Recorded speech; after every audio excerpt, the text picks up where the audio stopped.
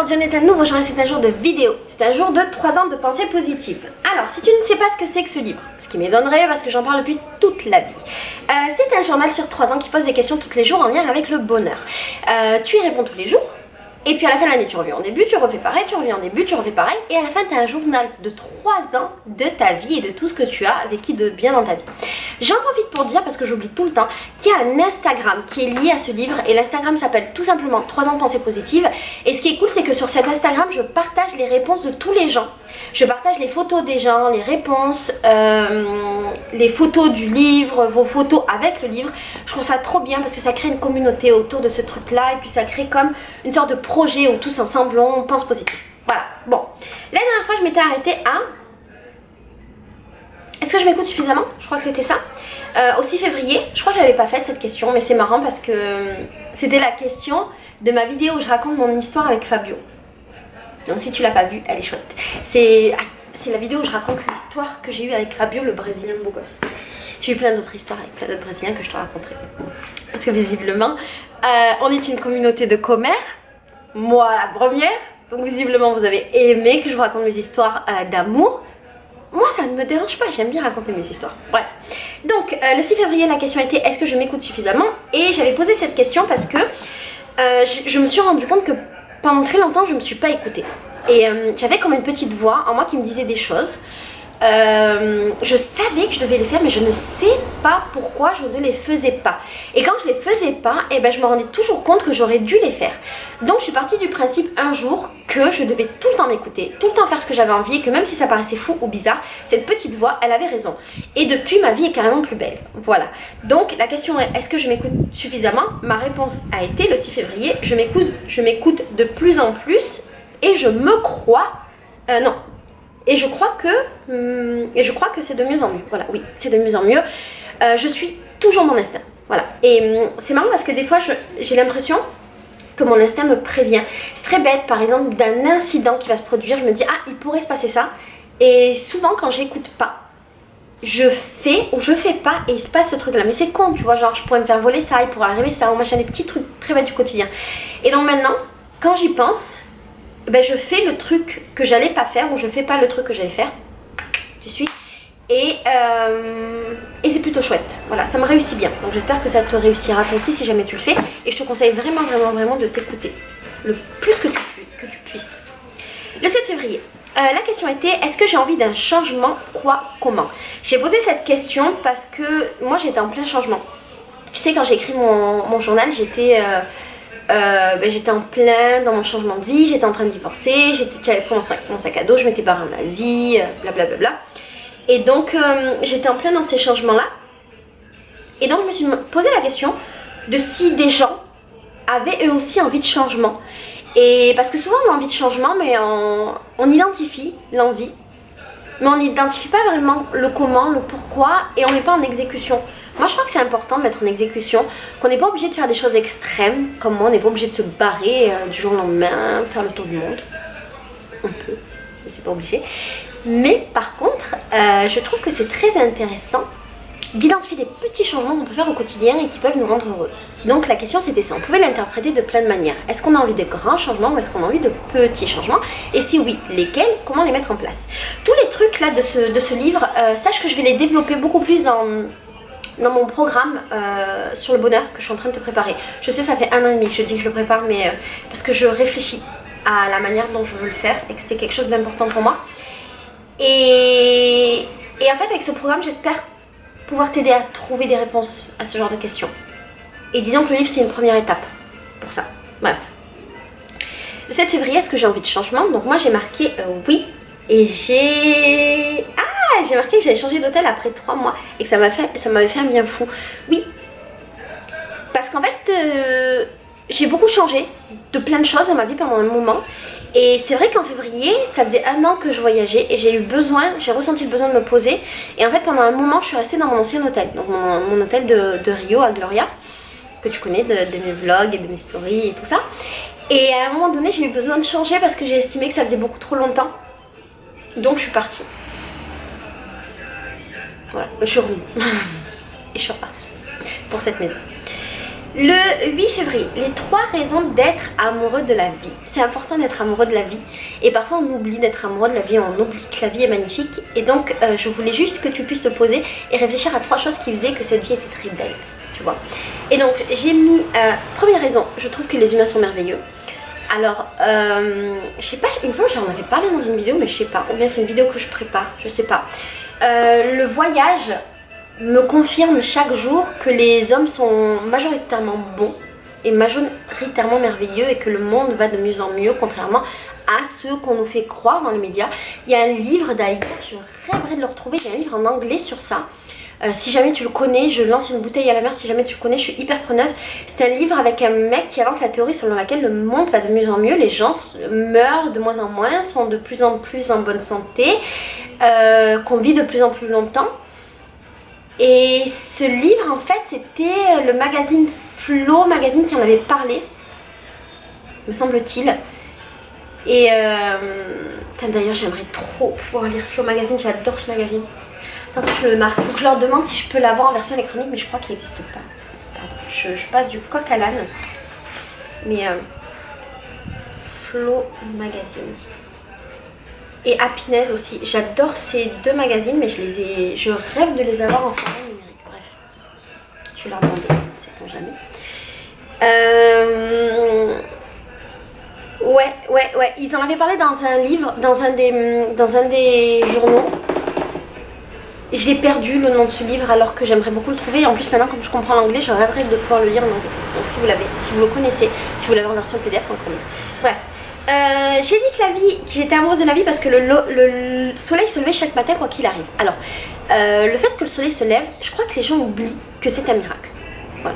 Il faut que je le dise, ici il faut que je le dise tous les jours, je le dirai tous les jours, c'est un miracle. Tous les jours, quoi qu'il arrive, le soleil se lève. C'est un miracle de la vie. Il peut se passer n'importe quoi sur Terre, toutes les catastrophes. Le soleil se lèvera demain. Et pour moi c'est une grande leçon chaque jour quand je vois le soleil se lever et c'est drôle parce que depuis que je suis à Rio, enfin depuis que j'habite dans cette maison, je le vois se lever parce que mon corps me réveille tous les matins à 6h30 et que c'est l'heure à laquelle le soleil se lève et il se lève dans ma cuisine. Et en fait, je suis tous les matins éblouie par ce miracle de la vie et ça me rappelle tous les jours que chaque jour est un nouveau jour. Alors je le dis tout le temps, coucou, aujourd'hui on est un nouveau jour. Chaque jour est un nouveau jour tout neuf et chaque jour, il y a moyen de tout recommencer à zéro. Et chaque jour le soleil se lève. Chaque jour tu te réveilles. T'as un autre jour devant toi. Je sais pas si tu te rends compte, c'est un miracle. Moi tous les jours je suis reconnaissante d'être en vie. Merci la vie de me réveiller chaque matin. Voilà, c'est pour ça que je suis amoureuse de la vie. 3. Chaque jour est une merveilleuse opportunité d'apprendre et de grandir encore. Oui, pour moi chaque jour est une opportunité d'apprendre. Je dédie, ça se dit, je dédie mes journées à l'apprentissage et au transfert de ce que j'ai appris. Je suis hyper reconnaissante de cette vie, même si c'est la vie que j'ai créée et c'est pas un hasard. Je suis hyper reconnaissante de cette vie parce que je consacre chaque journée de ma vie à apprendre et transmettre. Je trouve ça magnifique, ça me rend particulièrement heureuse. Et je me rappelle de moments frustrants dans mon ancienne vie où je devais faire des choses qui m'empêchaient de consacrer ma vie seulement à ça. Et du coup, j'ai construit une vie dans laquelle chaque minute de mon temps, je peux l'occuper de la manière que je veux. Et je ne l'occupe qu'à apprendre et transmettre. C'est trop bien. Donc je suis particulièrement amoureuse de la vie. Le 9 février, j'envoie une lettre d'amour anonyme à un inconnu. Je note la phrase que j'ai écrite sur cette lettre. Donc cette lettre, je ne l'ai pas fait parce que je ne parle pas assez bien portugais. Donc je ne peux pas le faire, mais promis, l'année prochaine, je le fais. Et je trouvais cette idée chouette. Envoyer des lettres d'amour. J'adore les lettres d'amour. J'adore les lettres d'amour. Je trouvais ça hyper chouette d'envoyer des lettres d'amour aux gens qu'on ne connaît pas. Et juste donner de l'amour et pouvoir... j'adore les lettres d'amour en fait. J'ai écrit beaucoup de lettres d'amour dans ma vie. Que je n'ai pas forcément envoyé ou que j'ai envoyé. Où j'ai pas eu forcément de réponse. J'écris beaucoup de textos d'amour. De longs messages d'amour. Parfois je peux rencontrer une personne, la connaître depuis 2 jours et être capable de lui écrire une lettre d'amour. J'ai eu une histoire, je n'ai pas eu une histoire avec un garçon dernièrement qui était un gros connard, il y a quelques mois, un gros connard. Tu vois, connard, c'est là. Il était là-haut. Il dépasse le cadre de la caméra tellement il était loin. Et je sais pas pourquoi j'ai eu un coup de cœur pour ce mec. C'était pas un Brésilien, c'était un Allemand turc. Je sais pas pourquoi j'ai eu un coup de cœur pour ce connard de merde. Et en fait, on a passé une soirée à discuter, c'était vraiment chouette.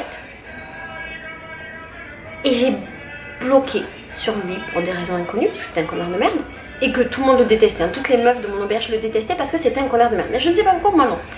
On va l'appeler connard. On va l'appeler même connard de merde pendant tout le reste de cette histoire. Et donc, j'ai été visiter un musée avec connard de merde. Et à un moment donné, je lui ai dit que j'avais envie de l'embrasser. Parce que je suis devenue brésilienne, peut-être. Et parce que je dis toujours ce que je pense dans la vie. Et je dis toujours ce que je pense. Et bon, il m'a pas embrassé parce que c'est un connard de merde qui m'a mis un gros vent. Et bref, on s'en fout. Et donc, il jouait un peu avec moi, il faisait un peu languir, nanana. Bref, il me faisait croire que ça l'intéressait, mais qu'en fait, je sais pas, il jouait avec lui.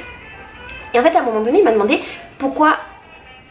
Il m'a dit ce qu'il aimait en moi, pourquoi je lui plaisais. Et il m'a sorti une longue liste. Enfin, on va la mettre là parce que moi je te montrerai ma liste à moi. On va la mettre là, sa liste à lui. La liste du connard de merde. Et il m'a demandé pourquoi moi j'étais intéressée par lui et je lui ai dit 2-3 trucs. Et il était un peu vexé, tu vois, en mode, mais meuf, moi je fais une liste comme ça. Pour lui c'est une liste comme ça, en vérité non, c'est une liste comme ça. Moi je fais une liste comme ça et toi tu me dis que 2-3 trucs et tout. Et sur le moment j'avais pas été inspirée, mais par contre j'ai beaucoup le sens du détail et je peux te connaître depuis 2 minutes et te dire toutes les raisons pour lesquelles tu es une personne merveilleuse. Et en fait après je suis rentrée dans mon hôtel, il est parti et je lui ai écrit un message comme ça, donc il dépasse le cadre de la caméra, tu vois qu'il va loin là-bas. Et je lui ai donné toutes les raisons pour lesquelles il me plaisait. Et je lui ai donné des petits détails de lui, par exemple sur sa manière de sourire. Quand il souriait, il faisait un petit mouvement avec son nez qui était chou, enfin, des petits détails. Et c'était une longue liste de tous les petits détails qui faisaient que ce mec me plaisait. Et c'est le genre de choses que je suis capable de faire dans des lettres d'amour aussi. Et le hasard a fait qu'il est revenu à l'hôtel genre plusieurs heures après, donc il n'avait pas eu mon message parce qu'il n'avait pas internet. Il revient à l'hôtel, il s'assoit, il allume son téléphone, il a mon message, il le lit pendant que je suis là, en face de lui, de ce connard de merde. Et il se met à rigoler et il m'envoie le smiley.